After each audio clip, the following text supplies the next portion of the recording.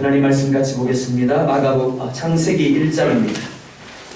창세기 1장 26절로 31절에 있는 말씀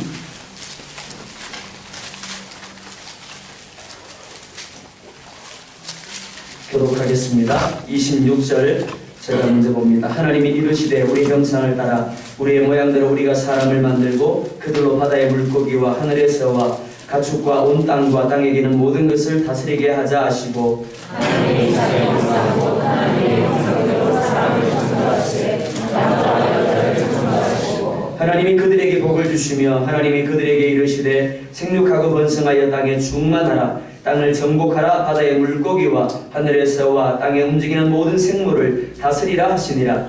하나님이 이르시되 내가 온 지면을 지내는 모든 지서와 십자가를 내는 모든 나무를 너희에게 주니 너희에게 복을 거두라 하리라. 또 땅의 모든 짐승과 하늘의 모든 새와 생명이 있어 땅에 기는 모든 것에게는 내가 모든 푸른 풀을 먹을거리로 주노라 하시니 그대로 되니라. 하나님이 지으신 그 모든 것을 보시니 보시기에 지으신 것보다 저녁이 되고 아침이 되니 이는 여섯째 날이라. 아멘. 기도하겠습니다. 아버지 하나님 감사합니다. 주의 말씀을 우리 가운데 듣게 하시거니와 그의 말씀이 우리 가운데 깨달아지기를 원합니다. 아버지 그 말씀으로 말미암아 우리의 영과 혼과 육이 새로워지기를 원합니다. 말씀을 들을 때 우리의 심령 가운데 성령의 역사가 누려질 수 있도록 주님 인도하여 주시옵소서. 우리 주님 예수님의 이름으로 기도드리옵나이다. 아멘. 하나님의 형상대로라는 제목으로 하나님의 말씀 증가하도록 하겠습니다. 모든 것의 끝이는 항상 마지막에 있습니다. 영화도 마지막을 어떻게 끝내느냐에 따라서 그 영화가 결정이 되어집니다. 소설도 마지막을 어떻게 마무리하느냐에 달려 있습니다. 여기에 클라이막스란 말이 나옵니다. 모든 내용들이 한 방향으로 흐르다가 드디어 결정이 나고 그것이 사람들에게 감동을 주게 됩니다. 이런 면에서 창조의 끝이는 인간, 곧 저와 여러분들이라고 할 수 있습니다. 하나님은 창조의 마지막에 사람을 지으셨습니다. 사람을 처음으로 만들지 않으신 이유는 사람이 덜 중요해서가 아닙니다. 사람이 제일 중요했기 때문입니다. 마치 모든 준비를 마친 후에 신부가 드레스를 입고 결혼식장에 등장하는 것과 같습니다. 우주 만물을 만드셨고 지구를 만드셨습니다. 인간이 살 수 있는 모든 환경을 만드신 후에 마지막으로 창조에 꽂힌 인간을 만드신 겁니다. 바라기는 여러분이 창조의 완성이고 창조의 영광임을 믿을 수 있기를 원합니다. 하나님께서 혼신의 힘을 들여서 능력을 들여서 지혜를 쏟아서 만드신 작품이 바로 저와 여러분들입니다. 옆에 분들 한번 바라볼까요?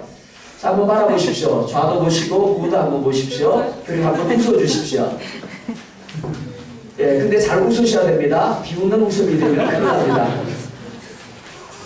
부러움에 인정하는 그런 웃음이어야 합니다. 당신은 창조의 완성입니다. 당신은 창조의 영광입니다. 그런 웃음이 되어야 하는 겁니다. 여러분 자신이 귀한 존재임을 깨달을 수 있기를 원합니다. 또 내 옆에 있는 지체도 귀한 존재임을 깨닫고 소중히 여길 수 있기를 원합니다. 사람이 귀한 존재이기 때문에 하나님은 사람을 지으실 때부터 다른 생물과 다르게 지으셨습니다. 인간의 창조는 창조의 절정이고 모든 피조물들과 다른 존재이기 때문에 창조의 방법도 달랐습니다.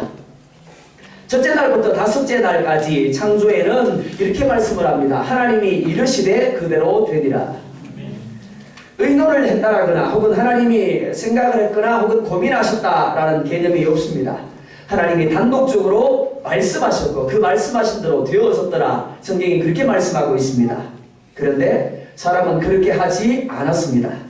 여기에 사람들의 가치와 영광이 있습니다. 26절 말씀 우리 보았지만 다시 한 번 더 보도록 하겠습니다. 시작. 하나님이 이르시되 우리의 형상을 따라 우리의 모양대로 우리가 사람을 만들고 그들로 바다의 물고기와 하늘의 새와 가축과 온 땅과 땅에 기는 모든 것을 다스리게 하시고. 아멘. 그냥 하나님이라고 하지 아니하고 우리라고 말씀을 합니다. 원문에서 보면 하나님이 복수로 쓰여져 있습니다. 하나님은 몇 분입니까?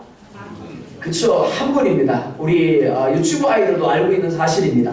하나님은 분명 한 분입니다. 그런데 이상하게도 오늘 본문은 복수로 쓰여져 있습니다. 하나님 늘 이렇게 이해할 수가 있습니다. 왜 그럴까요? 하나님은 한 분이지만 성부와 성자와 성령의 삼위가 계신다라는 겁니다. 그래서 우리라고 말씀하고 있습니다. 신학교 다닐 때 늘 교수님이 들어오면 참 열정이 넘쳤던 시간이 있습니다. 그게 무엇이가 하면 바로 예정의 교리와 삼위일체의 교리를 가르치는 시간이었습니다. 신학생들이 끊임없이 교수님을 향하여 질문하고 교수님들은 대답을 합니다. 근데 결론이 날까요? 안 날까요? 안 납니다. 교수님도 100% 만족할 만한 대답을 주시지 못하는 교리, 그게 뭐라고요? 예정 교리예요. 그리고 삼위일체 교리입니다. 하나님 한 분인데 삼위가 계세요. 삼위가 하나예요. 합해도 하나고 나눠도 별로 달라지는 게 없어요. 도대체 우리 인간의 이성으로는 이해가 안 되는 겁니다. 과학적이지 않습니다. 이는 창세기의 저자인 모세 역시 예외가 아니었을 겁니다. 성령 하나님이 모세에게 감동을 주셔서 창세기를 기록하게 하셨습니다. 그런데 기록을 하는데 하나님이 뭐라 말씀합니까? 야, 단수가 아니야, 복수야. 그리고 또 뭐라 그러세요? 우리라고 말합니다. 모세가 아는 하나님, 유대인들이 알고 있는 하나님은 한 분입니다. 유일신입니다. 그런데 하나님이 우리라고 말씀하시는 겁니다. 하나님이 복수를 말씀하시는 겁니다. 내가 잘못 들었나? 그러고는 모세가 단수로 썼을지 몰라요. 근데 하나님이 야, 틀렸어. 복수로 써. 모세가 임의로 복수를 단수로 바꿀 수 없었다라는 겁니다. 성령 하나님이 그로 하여금 복수로 쓰지 아니하면, 우리라고 쓰지 아니하면 안 되도록 역사하셨다라는 겁니다. 모세가 이해를 하지 못했지만 그대로 기록이 되어졌습니다. 그런데 그가 이해하지 못한 것을 신약시대에 와서 사도 요한이 우리 가운데 밝히 드러내 보여주고 있습니다. 요한복음 1장을 보면 이렇게 말씀을 합니다. 대초에 말씀이 계시니라. 이 말씀이 하나님과 함께 계셨으니 이 말씀은 곧 하나님이시니라. 그가 대초에 하나님과 함께 계셨고 만물이 그로 말미암아 지은 바 되었으니 지은 것이 하나도 그가 없이는 된 것이 없느니라. 아멘. 창조시에 누가 계셨다고요? 성부 하나님이 계셨대요. 그리고 또 누가 계셨다고요? 성자 하나님이 무엇으로 계셨다고요? 말씀으로 계셨다라고 말합니다. 그리고 창세기 1장을 보면 하나님의 신이 어디에? 수면에 운행하시니라 라고 말씀을 하고 있습니다. 성삼위 하나님 한 분이시지만 성삼위 하나님이 함께 하신 작품이 뭐라고요? 창조라는 겁니다. 특별히 사람을 만드실 때 하나님이 어떻게 하셨다고요? 우리가 라고 말합니다. 하나님이 의논하셨다라는 겁니다. 하나님이 함께 고민하셨다라는 말입니다. 하나님이 인간을 만드실 때 참으로 많은 생각을 하고 하시고 그 결과로 사람을 만드셨다라는 겁니다. 인간의 모습은 어떻게 만드는 것이 좋을까? 인간을 어떤 존재로 만들면 좋을까? 삼위 하나님 간에 의논하시고 고민하시고 생각하신 이후에 사람을 만드셨다라는 겁니다. 여기서 사람이 창조됨의 비밀을 발견하게 됩니다. 무엇인가 하면 우리 중 그 누구도 우연히 어쩌다 보니까 태어난 존재가 아니더라라는 겁니다. 우리 각자에게 하나님의 계획하심이 있습니다. 죄를 지은 나를 살리시고 살리신 나 한 사람을 통해서 우주 만물에 하나님의 뜻을 이루어 나가시는 것, 바로 그 계획하심이 우리 가운데 있는 것입니다. 하나님께서는 우리 한 사람 한 사람을 지으실 때 너는 어떠한 사람이 되어야 한다라고 설계하셨습니다. 여러분은 막연히 지어진 존재가 아닙니다. 그냥 먹고 살다가 죽는 그런 존재가 아니라는 겁니다. 모든 사람에게는 하나님의 계획하심이 있고 하나님의 목적하심이 있습니다. 이것이 동물과 우리의 차이점입니다. 자, 한번 물어볼까요? 동물들이 삶의 계획을 가지고 있을까요? 없을까요? 제가 너무 어려운 질문을 했죠? 저희 집에 강아지가 있습니다. 기쁨이라고 이름을 지었습니다. 근데 사실은 기쁨을 못 줘요. 말을 안 들어요. 그러다 보니까 많이 두들겨 맞습니다. 그 기쁨이가 계획을 가지고 있을까요? 내일은 오늘과 다른 삶을 살아야지.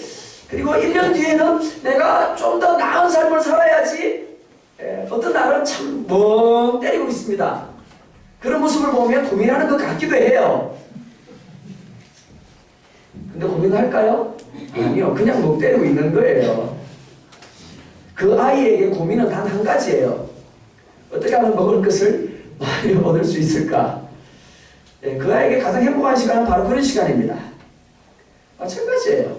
동물은 결코 계획을 갖고 있지 않습니다. 목적을 갖고 있지 않습니다. 그러나 우리들은 계획이 있는 사람들입니다. 그리고 그 계획을 이루어 나가는 것이 삶의 목적입니다. 그러므로 우리가 정말 가치 있는 삶을 살기 위해서는 목적이 있는 삶을 살아야 하는 겁니다. 하나님이 우리에게 주신 목적을 발견하지 못하고 살아갈 때 우리의 삶이 어둡게 될 수밖에 없습니다.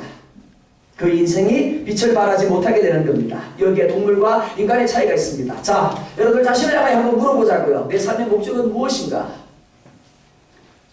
뭔가라고 묻지 않을게요. 물으면 또 괜히 또 그럴 수 있으니까 여러분 자신에게 물어보십시오. 내 삶의 목적은 무엇이다? 그 삶의 목적을 따라서 내일의 계획, 모레에 대한 계획, 그리고 1년 뒤의 계획, 10년 뒤의 계획을 여러분들은 가지셔야 되는 겁니다. 만약에 여러분들에게 이러한 삶의 목적이 없다라면, 그리고 계획이 없다라면 뭐와 같다고요? 우리 집에 있는 뭐와 같아요? 예, 맞습니다. 그렇다고 옆에 사람 보지 마세요. 동물은 죽으면 끝이 납니다. 불교에서 말하는 것처럼 윤회하는 것이 결코 아닙니다. 그러나 인간은 하나님의 심의를 기울여서 만든 존재입니다. 성삼위 하나님은 여러분들을 일일이 나름대로 독특하게 설계를 하셨습니다. 말씀과 기도를 통해서 하나님의 음성에 귀를 기울이면 하나님께서 왜 여러분들을 세상에 태어나게 하셨는지, 하나님의 여러분들을 삶을 통해서 목적하시는 것이 무엇인가를 들려주실 겁니다. 깨닫게 하실 겁니다. 그리고 그 목적대로 여러분들의 삶을 계획하게 하실 것이고, 소원을 두고 행하게 하시는 만큼이나 여러분들의 삶을 이끌어 가심을 여러분들이 경험하게 될 겁니다. 그렇기 때문에 우리가 해야 될 게 뭐라고요? 목적을 찾으셔야 되는 겁니다. 하나님께서 왜 여러분들을 세상 가운데 태어나게 하셨는지 그 목적을 찾으셔야 되는 겁니다. 그럴 때 여러분들의 삶이 진정한 가치를 갖게 됩니다. 빛을 내기 시작하는 겁니다. 하나님의 역사가 소낙비같이 여러분들 삶 가운데 쏟아지기 시작하는 겁니다. 마치 녹슨 그릇을 닦을 때 광채가 나는 것처럼 여러분들의 생애를 목적으로 갈고 닦을 때 여러분의 인생이 빛을 내는 겁니다. 성삼위 하나님이 심혈을 기울여 의논하심으로 지으신 하나님의 영광으로 충만한 존재를 깨닫고 회복하고 누리는 여러분들이 될 수 있기를 주의 이름으로 축원합니다. 두 번째로, 하나님은 사람을 하나님의 형상대로 만드셨다라고 말합니다. 26절 하반절과 26절 상반절과 27절을 보면 이렇게 말합니다. 하나님이 이르시되 우리의 형상을 따라 우리의 모양대로 우리가 사람을 만들고, 하나님이 자기 형상 곧 하나님의 형상대로 사람을 창조하시되 남자와 여자를 창조하시고. 성삼위 하나님이 사람을 지으시기 위하여 의논하신 결과가 무엇입니까? 우리의 형상대로입니다. 우리의 모양대로입니다. 이것은 신의 성품이 인간 안에 들어있음을 말씀하는 겁니다. 인간은 육체를 가지고 있고 동물과 동일한 본능을 가지고 있습니다. 그러나 신적인 존재라는 겁니다. 형상이란 본체와 아주 비슷하게 만든 어떤 것입니다. 형상은 본체는 아닙니다. 그러나 본체를 모방해서 만든 본체와 거의 똑같은 것입니다. 인간이 그렇다라는 겁니다.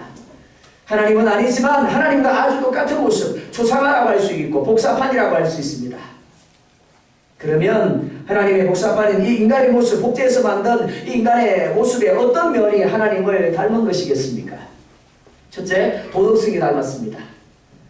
하나님께서는 도덕적이신 분이십니다. 그 도덕성을 인간들에게 부여해 주셨습니다. 그렇기 때문에 우리의 성품에는 도덕성이 있습니다. 자, 또다시 기쁨이를 예로 들어보겠습니다. 어떤 날은 알아서 하라고 먹는 것을 참 많이 줄 때가 있습니다. 그리고는 외출을 합니다. 이 기쁨이가 아주 도덕성이 넘칩니다. 그러다 보니까 주인의 의도를 깨닫고 조금만 먹고 점심때 먹어야지. 그럴까요? 안 그럴까요? 예, 그러면 걔는 기쁨이가 아닌 겁니다. 더 이상. 그렇지 않습니다. 하나님의 도덕성은 우리 사람에게만 있는 것입니다. 도덕성이 있기 때문에 우리는 선악을 구분할 수가 있습니다. 악을 행하면 양심의 가책을 느낍니다. 괴로움을 느낍니다. 하나님은 정의의 하나님, 사랑의 하나님이시기 때문에 인간에게 양심을 넣어주시고 인간이 죄를 지으면 양심을 통해서 가책을 받게 하신 겁니다. 둘째, 언어를 가지고 있습니다. 인간은 언어를 사용합니다. 이 언어는 하나님에게서 나온 것입니다. 성경에서 이렇게 말씀합니다. 하나님이 이르시되, 이 말을 이렇게 바꿀 수 있습니다. 하나님이 말씀하시되. 하나님의 별명은 말씀하시는 하나님입니다. 하나님은 창조주의 말씀을 통해서 역사하셨고 지금도 영원한 말씀, 우리를 향하신 우주 만물을 향한 계획과 뜻을 가지신 말씀인 성경을 가지고 우리에게 그 말씀 안에서 계속해서 이야기하십니다. 어떻게 보면 하나님은 말씀하고 싶어서 미치시는 분이에요. 우리라고 하나님 좀 침묵하세요 라고 말하면 하나님은 견디지 못하는 분이십니다. 그렇기 때문에 복 있는 사람이란 하나님을 하여금 무한히 뭐 하도록요? 수다를 끄시도록 하는 사람인 줄 믿으시기 바랍니다. 여러분들이 그런 사람 되어지기를 원합니다. 셋째, 영성입니다. 인간은 누구든지 다 영성을 가지고 있습니다. 하나님을 알지 못하는 사람들도 영성이 있습니다. 그래서 그들 나름대로의 신을 찾습니다. 하나님을 알지 못하는 사람들이라고 영성이 없는 것이 아닙니다. 그들이 어디로 갈까요? 제가 어릴 적 시골에서 살았습니다.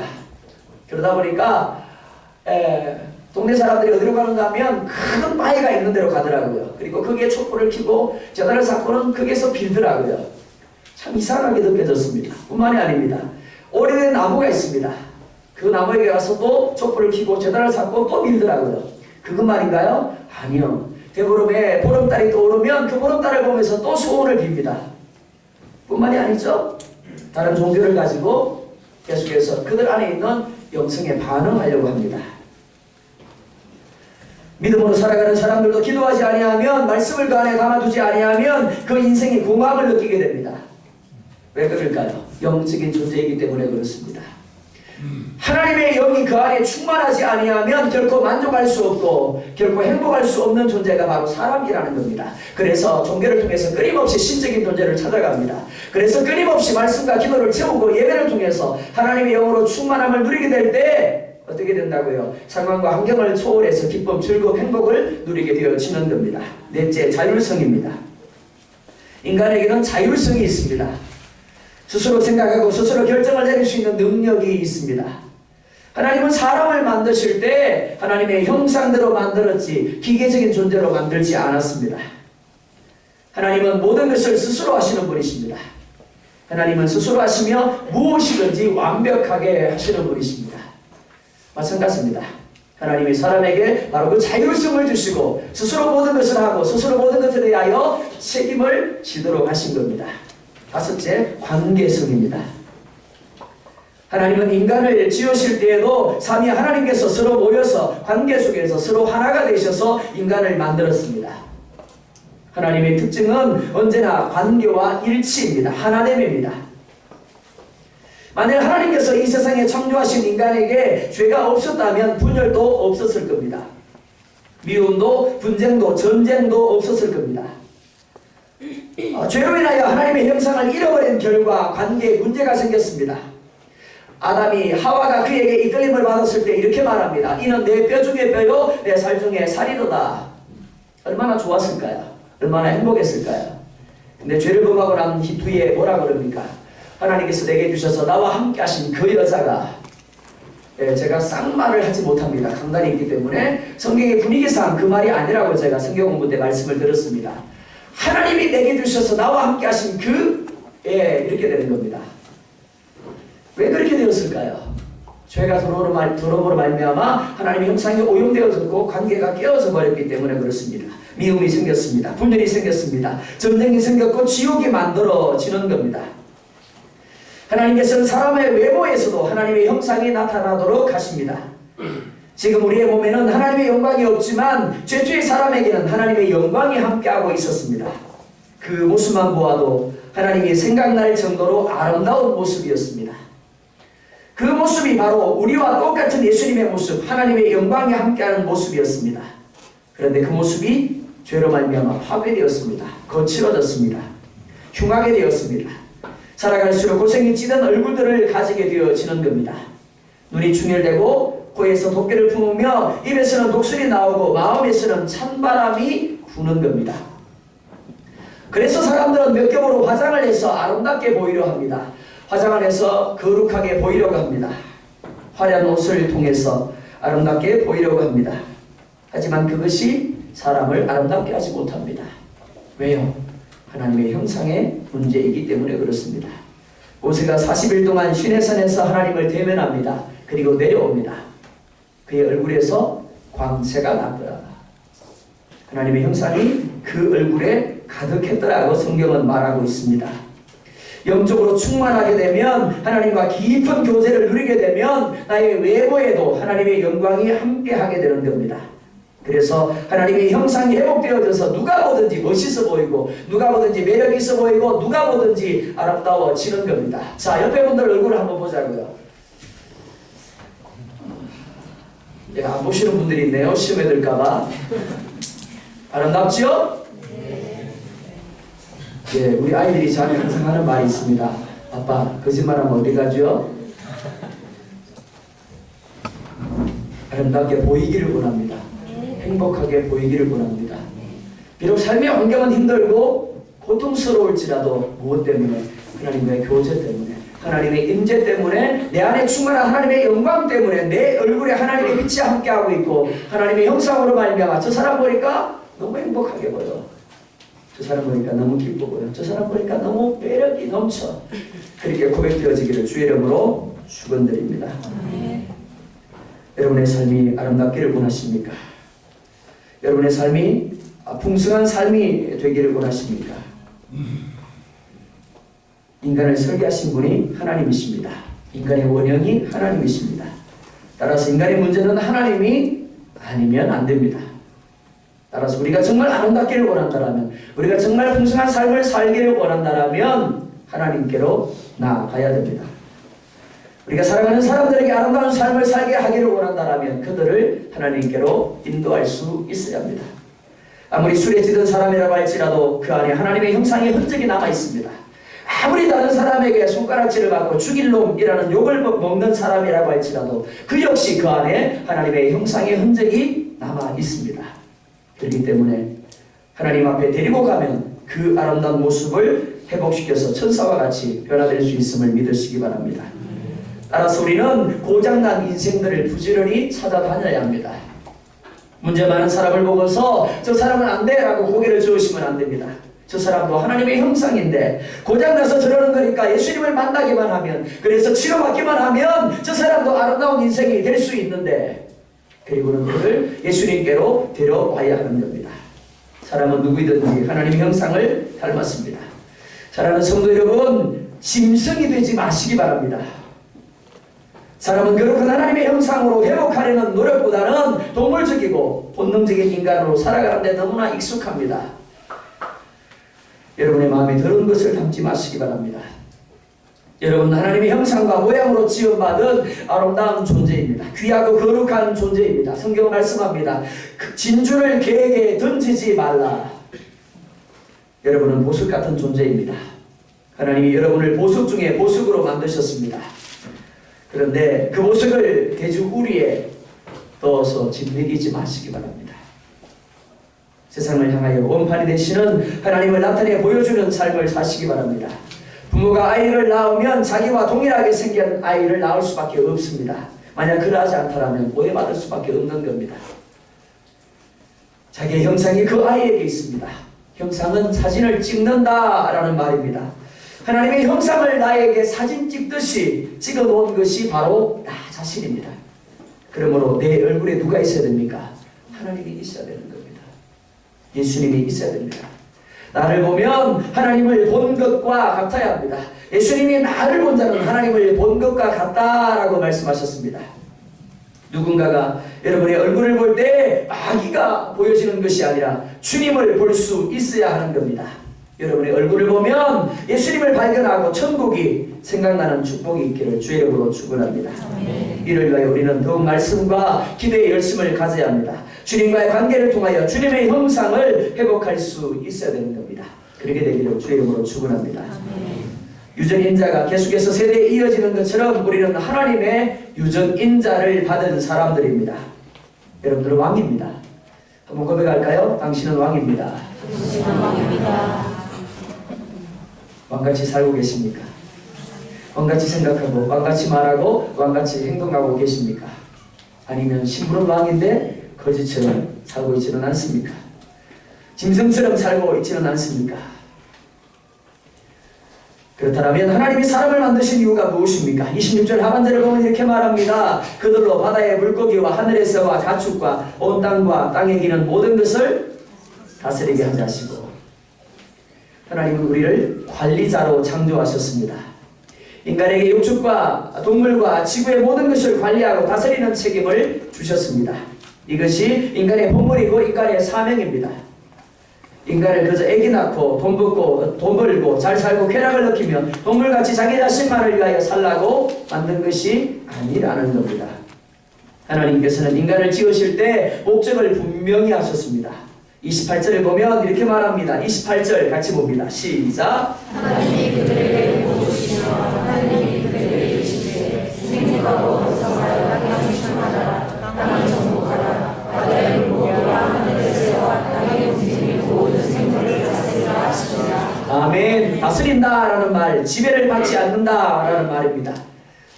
그러나 더 적극적으로 모든 것을 바르게 한다라는 의미를 가지고 있습니다. 하나님은 우리 인간들에게 환경이나 어떤 영향에도 지배를 받지 말라고 말씀하십니다. 그리고 예수님이 친히 본을 우리 가운데 보여주셨습니다. 예수님은 그 어떤 것에도 정복당하지 아니하셨습니다. 성난 물결과 바람도 예수님을 굴복시키지 못했습니다. 가난도 예수님을 굴복시키지 못했습니다. 귀신도 예수님께 굴복당하였고 질병도 무릎을 꿇었습니다. 외로움도 궁핍도 심지어 죽음마저도 예수님 앞에 무릎을 꿇었습니다. 이것이 바로 다스림입니다. 다스리란 말은 소극적으로는 지배를 당하지 말라라는 의미입니다. 그러나 적극적으로는 모든 것을 장악해서 바른 위치에 있게 한다라는 의미입니다.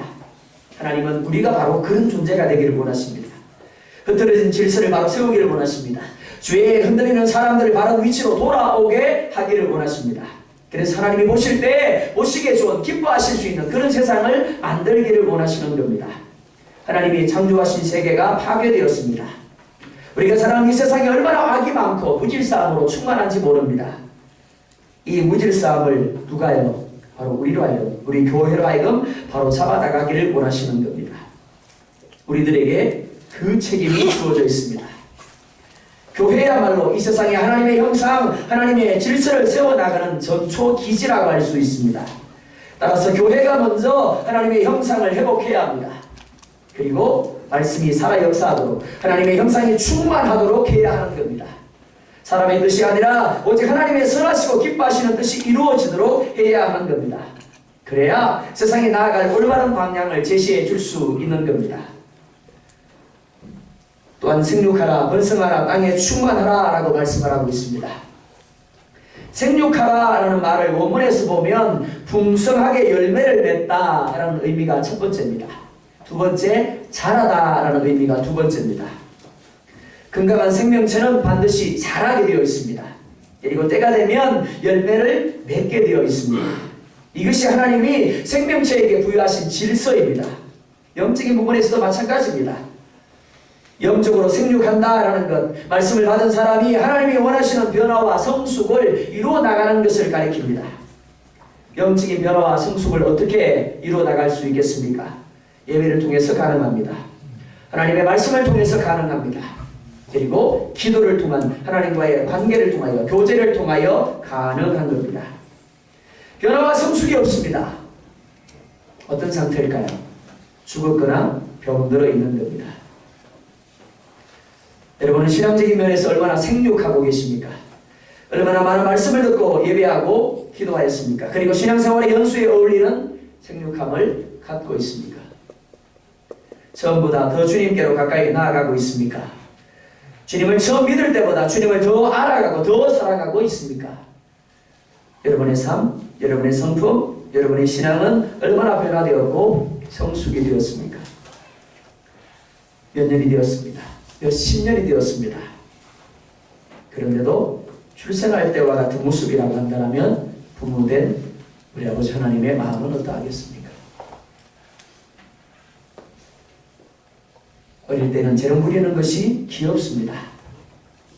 보면 즐겁습니다. 기쁨이 됩니다. 근데 50이 넘은 나이에 재롱을 부린다면 어떨까요? 예, 속이 뒤틀립니다. 그런데 우리가 그럴 수 있다는 겁니다. 신앙생활은 이제 몇 년이 지나고 몇십 년이 지났는데도 불구하고 여전히 어린아이의 모습을 하고 있습니다. 여전히 어린아이의 행위를 가지고 있습니다. 여전히 어린아이의 지식을 가지고 있습니다. 그렇다면 하나님으로 하여금 슬픔에 탄식하게 할 수밖에 없는 겁니다. 히브리서 5장 12절은 말씀합니다. 때가 오려므로 너희가 마땅히 선생이 될 터인데 너희가 다시 하나님의 말씀의 초보가 무엇인지 누구에게 가르침을 받아야 할 것인지 젖이나 먹고 단단한 식물을 못 먹을 자가 되었도다. 벼락이는 날마다 자랄 수 있기를 원합니다. 그리고 때에 풍성한 열매를 맺는 변화와 성숙의 생육을 만들어가는 저와 여러분들 될 수 있기를 주의 이름으로 축원합니다. 또한 번성하라고 말씀합니다.